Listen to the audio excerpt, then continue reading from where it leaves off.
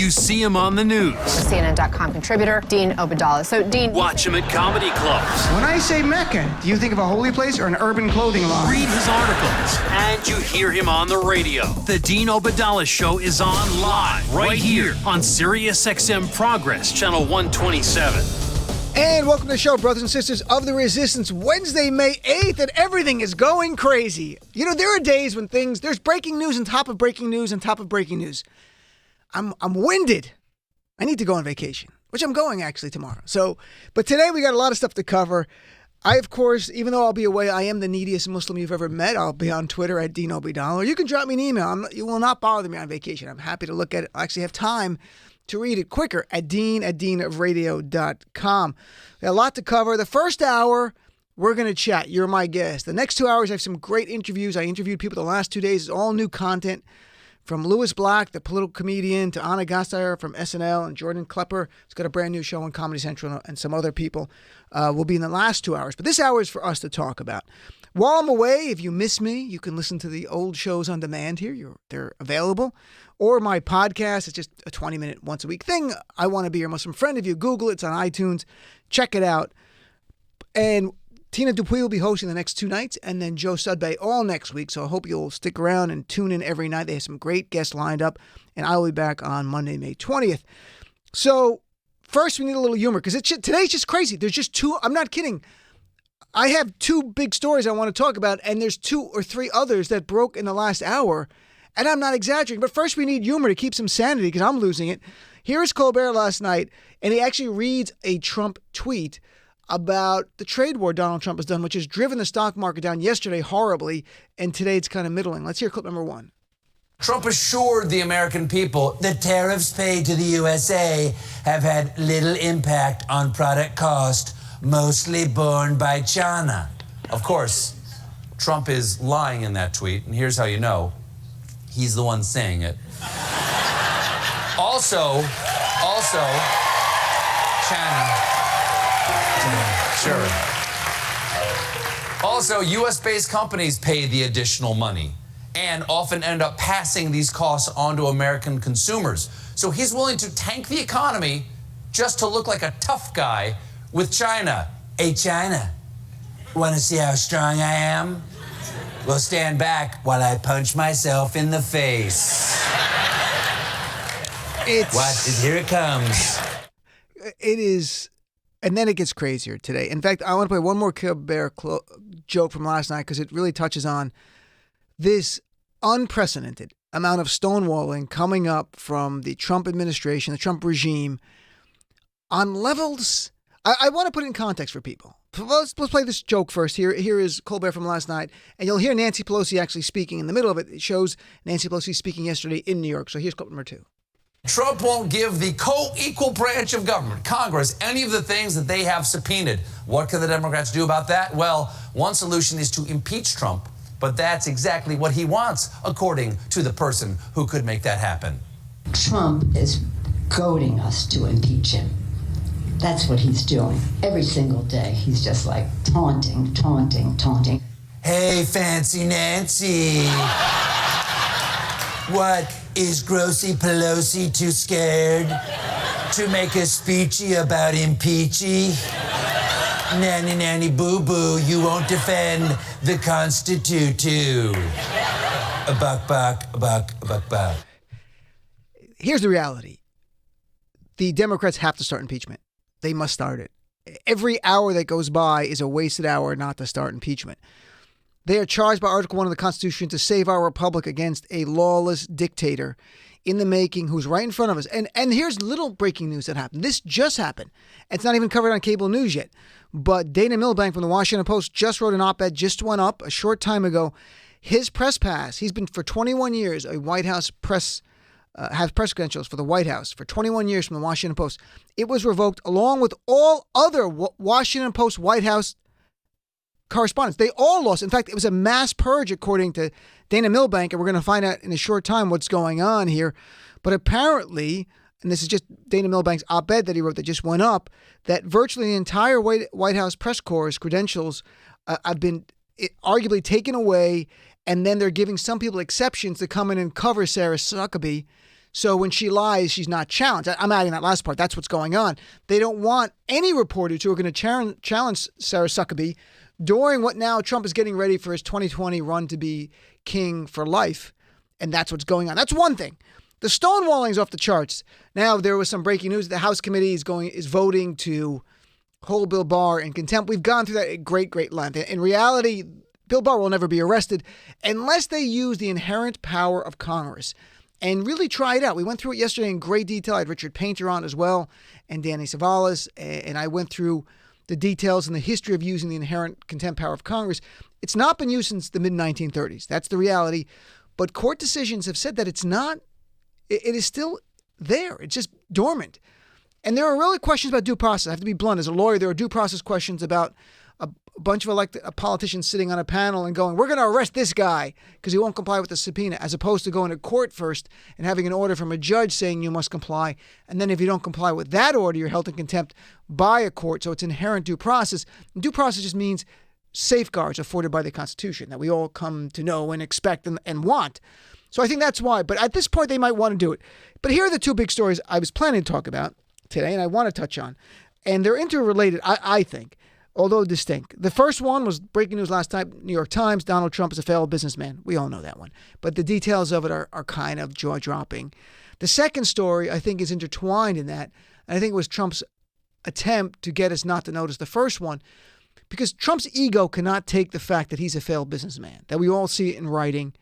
And what the New York Times uncovered was remarkable. The second one is troubling, but I want to give people a little context here about it. What Donald Trump did today was formally assert executive privilege in an effort to shield the hidden portions, the redacted portions of the Mueller report from Congress. Just from, not even for the public, from Congress. They subpoenaed it, and they, according to Stephen Boyd for the DOJ, they are formally asserting executive privilege. As, quote, this is to advise you, the president has asserted executive privilege over the entirety of the subpoenaed materials. And the subpoenaed materials, to remind you, are just the redacted parts here. Now, let's do a little primer here on executive privilege, because people have called before and go, well, it's not in the Constitution. I don't see it. Or it's not in the federal statute. That's true. But let's take a breath here for a second. Every president has asserted executive privilege. It's simply the idea of confidentiality and shielding conversations or documents that are part of decision-making in the White House from congressional oversight. There's always been tension between the president and Congress over those documents or people testifying to reveal what led to certain critical decisions in a White House. There's a long history. You want to know when the first time executive privilege was essentially asserted?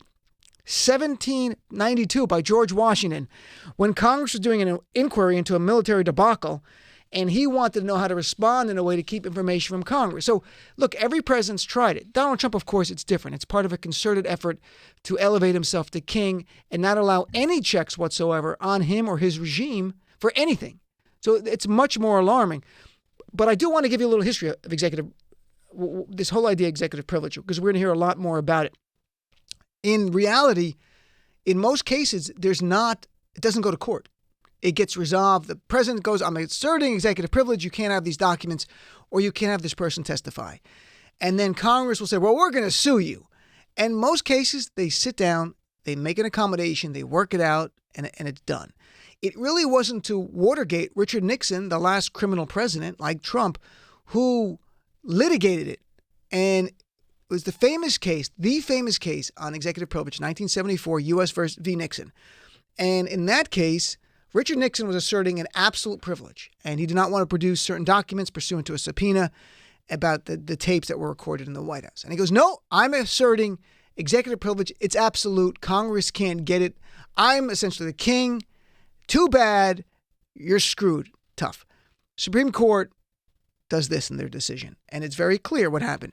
In their decision, first and foremost, they recognized that there is a thing called executive privilege, and that it's based in the Constitution. It's implied, it's not expressed, but implied in the Constitution that a president could designate something to be privileged from disclosure to Congress.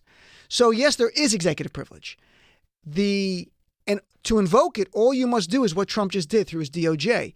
If the president simply invokes executive privilege in response to a request from Congress, it automatically, presumptively is privileged. That's the language of the court, presumptively privileged. So that means it's protected. But the difference between Nixon and what Trump thinks and what the court established in U.S. v. Nixon is that privilege is not absolute. It's not absolute at all. In fact, it's a qualified privilege, meaning it can be overcome by a showing by Congress. And that showing is that we can't get this information anywhere else, and this is our job, pursuant to the Article 1 of the Constitution, to do oversight of the executive branch. And if the evidence and the specific information you need cannot be obtained anywhere else, the court's going to order that it be turned over. So in the case of Richard Nixon, he was required to turn over these tapes, secret recordings in his office, because that's the only evidence there was. There was no other secondary evidence. There was no other way to get that. Court goes, nope, you got to give it up. Too bad. And what the court does, a classic balancing test of, and again, there is a thing called executive privilege, and the Supreme Court has said it is rooted in the Constitution. So you've got the president asserting it, and then the other side is Congress, and the court balances. And we have numerous cases where there's competing interests, and the court will balance one person's actual right to something versus another person's right to some privacy in dealing with documents and people testifying. So that's what's going to happen, my friends.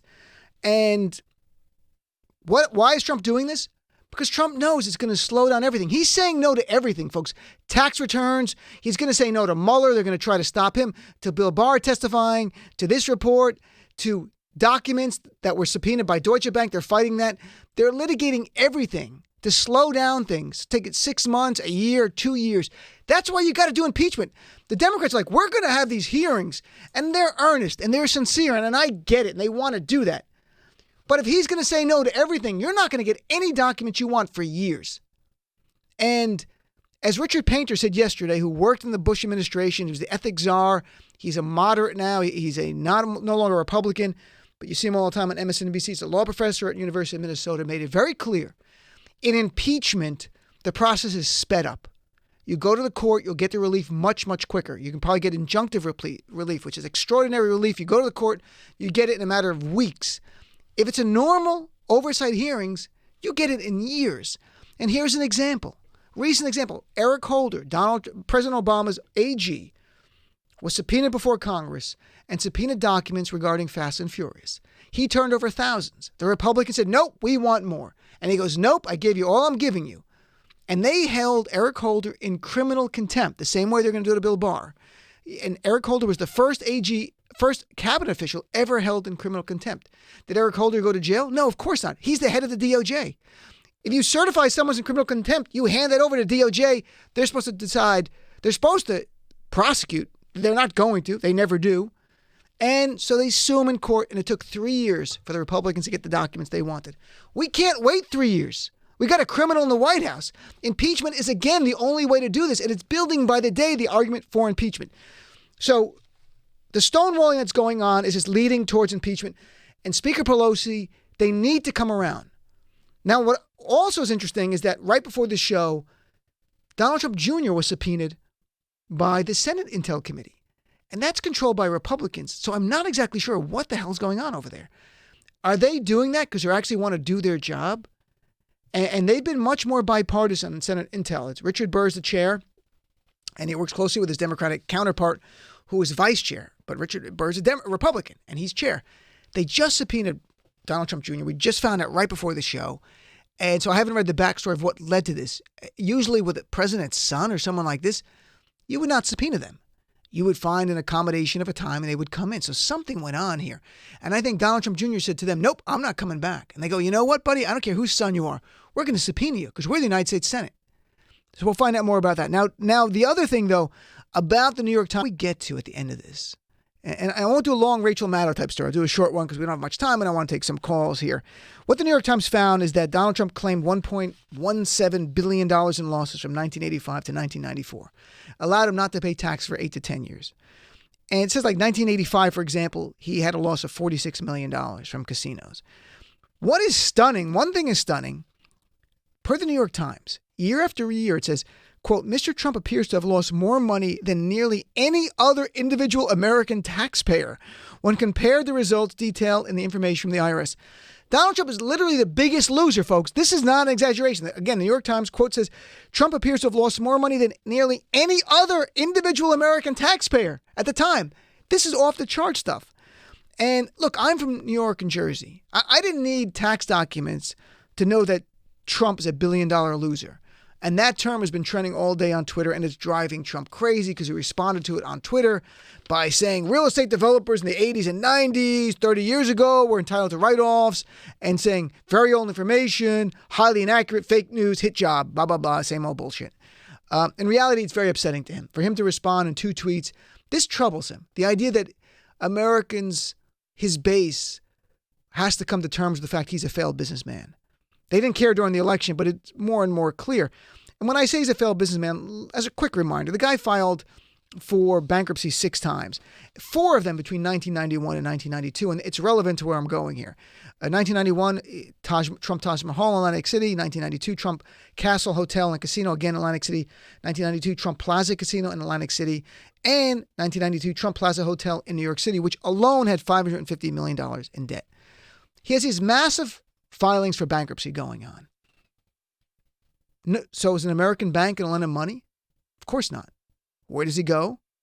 What we do know where he went to Deutsche Bank, the German company, as American lenders looked at him as a pariah. It's very interesting that House Oversight wants those records from Deutsche Bank, because I can't even imagine the level of documentation Deutsche Bank wanted to get from Donald Trump, like tax returns, everything. Whatever they wanted, he had to turn over because no one else would give him money. So Trump is very concerned about not letting these Deutsche Bank documents out. But there's something else. Deutsche Bank, and this is not speculation, this is all open source reporting, you can Google it, has been the center of schemes to help Russians secretly funnel money offshore. It's paid already over $600 million in penalties for being involved in money laundering with Russian bad guys. Why does everything with Trump come back to Russia? There's no way this is a coincidence. Time after time after time. Now, there's also allegations that Donald Trump got funding from Russian banks. We're waiting for that information to be confirmed. I had Seth Abramson on his book on collusion, which he talked about it, but even he could not prove. We cannot prove. We don't have the evidence. These documents might show it. And so much of our speculation on this show and from others is, what causes Donald Trump to say things like this? The Helsinki 2018, he's standing there with Vladimir Putin on the world stage. And why does he pick Putin over our intelligence agency? Let's hear clip number 3 to remind everyone. Would you now, with the whole world watching, tell President Putin, would you denounce what happened in 2016, and would you warn him to never do it again? All I can do is ask the question. My people came to me, Dan Coates came to me, and some others. They said they think it's Russia. I have President Putin. He just said it's not Russia. I will say this. I don't see any reason why it would be. I will tell you that President Putin was extremely strong and powerful in his denial today. And what he did is an incredible offer. He offered to have the people working on the case come and work with their investigators with respect to the 12 people. I think that's an incredible offer. That was July 2018, folks. That was less than a year ago. All the information was out. There was already indictments right before that conference by Robert Mueller of Russian GRU military units documenting they attacked state and local board of elections. They hacked over 500,000 Americans' personal data, that they hacked the DNC, they weaponized the emails. And there's Donald Trump on the world stage. And as time goes on from that moment, as we learn more and more, you're like, this guy, if he was not doing a criminal conspiracy because Mueller couldn't find that evidence, when you hear that man, is there any doubt he's compromised? Is there any doubt? Why would someone pick Russia and say, I don't know why Russia would attack our elections? A child would know why our primary geopolitical adversary would attack our elections. And as Robert Mueller has found in his report, they attacked it to help Trump and to hurt Hillary. And the Trump campaign knew they would benefit electorally by this attack. Those are the words of the Mueller report. What is going on here? Is it go back to this? Is it Deutsche Bank laundering money for Russians? Donald Trump knows he was helping launder money by the money was going in dirty from Russian criminals and mobsters. Trump knew it was coming out clean to him because no one would give him money and he knew what he was doing and he was helping launder money. Is that it? And this is pure speculation. I'm not conspiracy. I'm just saying, is that part of it? Are there really Russian oligarchs who gave him money we don't know about right now? Why is Donald Trump compromised? Last night, several people said, follow the money. And it seems very clear that's what we should be following here. And that's why Donald Trump, it goes all the way back to the stonewalling. It goes all the way back to no to every single subpoena. No, everything. Not going to let Mueller testify. Bill Barr, I'm not going to let you see the full report. I'm not giving my tax returns. I'm not letting you get the documents from Deutsche Bank. No innocent person does that. I can assure you. We all know that from common sense. Trump is hiding something. Is he compromised? Is something else going on? I'd love to hear from you. You're my guest at the top of the hour. Then we got the pre-tapes after that. 866-997-4748. Give me a call right here on the Dean Obeidallah Show. Be right back after this. You're listening to the Dean Obeidallah Show, where we crush Trump's lies every single day. On Sirius XM Progress 127.